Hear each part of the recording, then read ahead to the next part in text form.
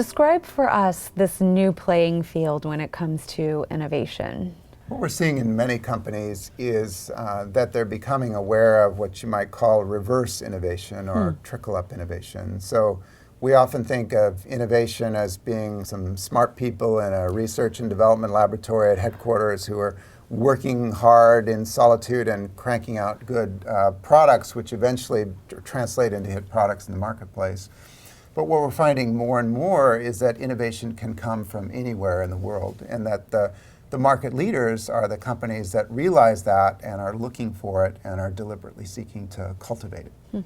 So 3M is a company that we've worked with for a long time, and they have a very successful water filtration business in China.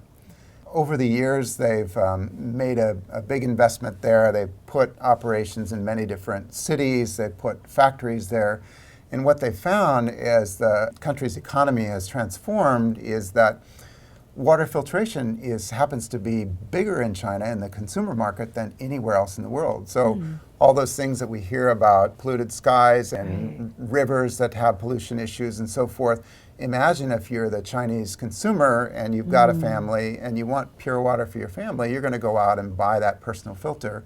Now, the industrial filters business is big in the US, but this personal water filter business is huge in China. And so what they found is that the innovations that they're creating for Chinese consumers in China now can be translated to other parts of the world, including other parts of the Asia-Pacific region, so that their successful business in China is helping to ignite the whole business across all their different geographies. And that's a big switch for most companies, is to recognize that innovation can come from anywhere, and we have to be able to see it not only from ourselves, but also from the competition.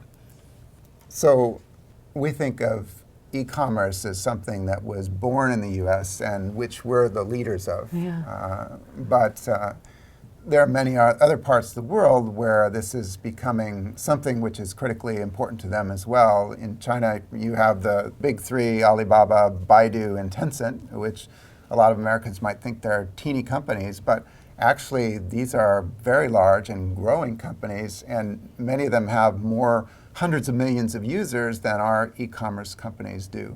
And we interviewed for the book people who said, I used to look at US-based e-commerce sites, but I don't anymore because they're too slow and they're too clunky. Oh, wow. And going back to the example I gave earlier of the oven in Shanghai delivered on the same day, this kind of service they're used to. And so even in e-commerce, this area where we think that we're leading the world, actually there are competitors who are coming through with a rapid kind of innovation and speed and investment that is something to be reckoned with and is, I think, a force of innovation that's influencing the whole globe.